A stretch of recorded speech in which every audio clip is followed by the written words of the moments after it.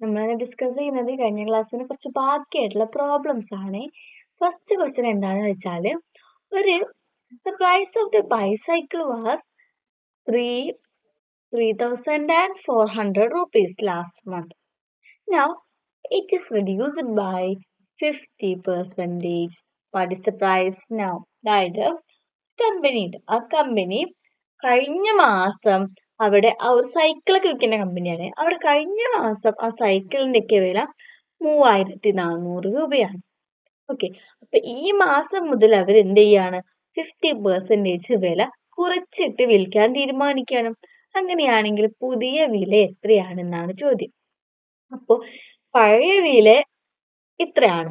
ഈ തന്നിട്ടുള്ളത് പഴയ വിലയാണ്. ഇപ്പൊ 50% അവർ കുറയ്ക്കുന്നു എന്ന് പറഞ്ഞാലും ആകെയുള്ള 100ൽ നിന്ന് 50% നമ്മൾ അവർക്ക് വില കൊടുക്കേണ്ട. അപ്പൊ നമ്മൾ ബാക്കി എത്ര പെർസെന്റേജ് അവർക്ക് വില കൊടുക്കണം? 100 minus 50, that is 85% നമ്മൾ അവർക്ക് കൊടുക്കണം. അപ്പൊ നമ്മൾ ഈ 3,400 80% കണ്ടാൽ നമുക്ക് എന്ത് കിട്ടും? ടോട്ടൽ പ്രൈസ്, ഇപ്പൊ ഉള്ള പ്രൈസ് കിട്ടും. അപ്പൊ പ്രൈസ് കാണാൻ നമ്മൾ എന്ത് ചെയ്യും?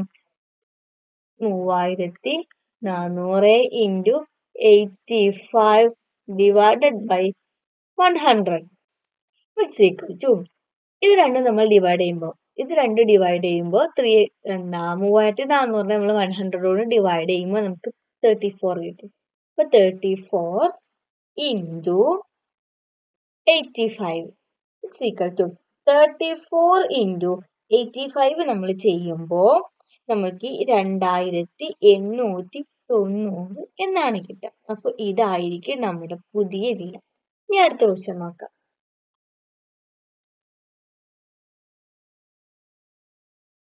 എന്താണ് ക്വസ്റ്റ്യൻ എന്ന് വെച്ചാല്, ഈ ക്വസ്റ്റ്യൻ എന്താണെന്ന് വെച്ചാല് കഴിഞ്ഞ വർഷവും ഈ വർഷവും പെയ്ത മഴ ഉണ്ടല്ലോ, അതിന്റെ കണക്കാണ് പറയുന്നത്. അപ്പൊ കഴിഞ്ഞ വർഷം കുറച്ച് മഴ പെയ്തല്ലോ, അത് കഴിഞ്ഞ വർഷം പെയ്തത് 230 സെന്റിമീറ്റർ ആണ് പെയ്തത്. ഈ വർഷം അത് 20% കൂടിയിട്ടുണ്ട്. അങ്ങനെയാണെങ്കിൽ ഈ വർഷം എത്ര സെന്റിമീറ്റർ മഴയാണ് പെയ്തിട്ടുണ്ടാവുക? അതാണ് ക്വസ്റ്റ്യൻ. എത്ര റെയിൻഫോൾ ഉണ്ടായിട്ടുണ്ടെന്ന്. ഇത് കഴിഞ്ഞ വർഷത്തിൽ 230 സെന്റിമീറ്റർ ഉണ്ടായിരുന്നു. ഈ വർഷം അത് 20% കൂടി എന്നാണ് പറയുന്നത്. അപ്പോ ഇത് കൂടിയതല്ലേ, അതായത് ഇത് 100% ആണ്. അപ്പോ അതിലേറെ 20% കൂടി എന്ന് പറഞ്ഞാൽ ഈ വർഷം എത്ര ഉണ്ടായിട്ടുണ്ടാവും? 120% ഈ വർഷം ഉണ്ടായിട്ടുണ്ടാവും. അപ്പൊ നമ്മൾ ഈ 230യുടെ 120% എത്രയെ കണ്ടാൽ നമുക്ക് ഈ വർഷം എത്ര മഴ പെയ്തു കിട്ടും. അപ്പൊ ഈ പുതിയ വർഷത്തെ മഴ റെയിൻഫോൾ കാണാൻ നമ്മൾ എന്ത് ചെയ്യണം? റെയിൻഫോൾ കാണാൻ വേണ്ടിയിട്ട് നമ്മൾ 230 into നമ്മുടെ ഇപ്പോ ആദ്യം ഉള്ളത് 100% ആണ്. ഇപ്പൊ അത് 20% അതിലേക്ക് കൂടി, അതായത് 100 plus 20, അതായത് 120% ആയി ഇപ്പൊ.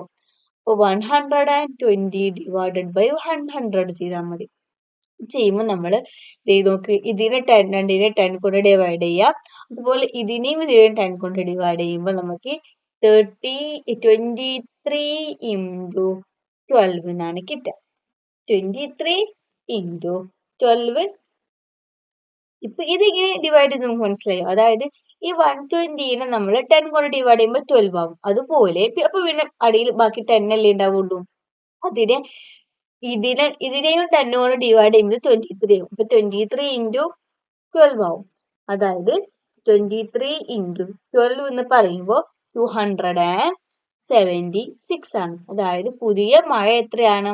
276 സെന്റിമീറ്റർ ആണ്. ഓക്കെ, ഇതെന്താണെന്ന് വെച്ചാല് ഇവിടെ തന്നിട്ടുള്ളത് എത്രയാണെന്ന് നമ്മൾ ഫ്രാക്ഷൻ ആക്കി എഴുതുക. ഭിന്നസംഖ്യ എത്ര മടങ്ങാണ് അങ്ങനെയൊക്കെ പറഞ്ഞിട്ട് എഴുതണം. അതെങ്ങനെയാ നമ്മൾ എഴുതുക?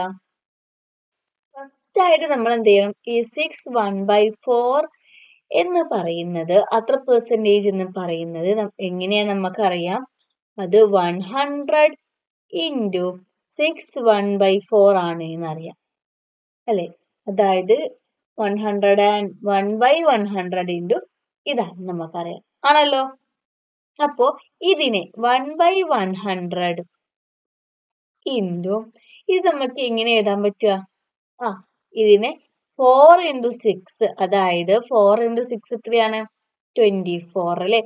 24 പിന്നെ ഈ 1 അതിലേക്ക് ആഡ് ചെയ്യുക, പ്ലസ് 1 ഡിവൈഡഡ് ബൈ ഇവിടെയുള്ളത് എഴുതുക 4, which is equal to 1 by 100 into 25 by 4 എന്ന് വരും. ഈക്വൽ ടു നമ്മൾ നോക്കി ഈ 100നെയും ഇതിനെ നമുക്ക് ഇങ്ങനെ എഴുതിക്കൂടെ? 25 ഡിവൈഡഡ് ബൈ 100 ഇൻറ്റു 4 എന്ന്. 25നെ 100 കൊണ്ട് ഡിവൈഡ് ചെയ്യുമ്പോൾ നമുക്ക് എത്ര കിട്ടും? 1 by 4 into 4, which is equal to 1 by 60. ഇത് 1 by 60 ടൈംസ് അല്ലെങ്കിൽ 1 by 60 പാർട്ട് ആയിട്ടാണ് വരിക. ഓക്കെ, നെക്സ്റ്റ് ക്വസ്റ്റ്യൻ നോക്ക്. നെക്സ്റ്റ് ക്വസ്റ്റ്യൻ ഇതാണ്.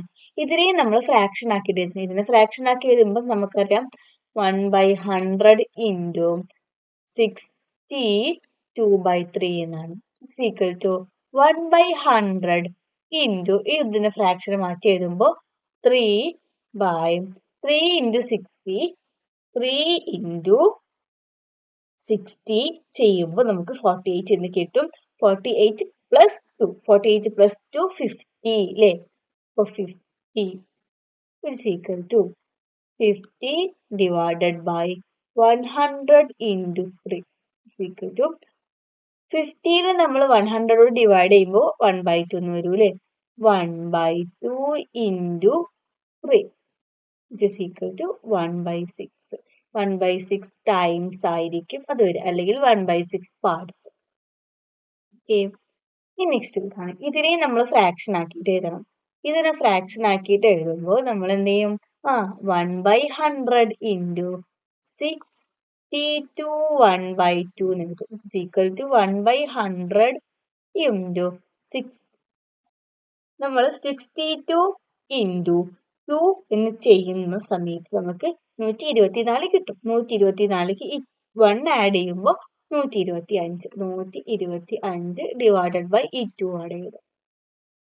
It is equal to 125 divided by 100 into 2 is equal to ഇതിന് ഈ 125 എന്നുണ്ടല്ലോ, ആ 125നെയും അതുപോലെ 100നെയും രണ്ടിനെയും നമ്മൾ 25 കൊണ്ട് ഹരിക്കുമ്പോൾ നമുക്ക് ഇതിനെ ഹരിക്കുമ്പോൾ 5 എന്നും 100നെ ഹരിക്കുമ്പോൾ നമുക്ക് 4 എന്നും കിട്ടും.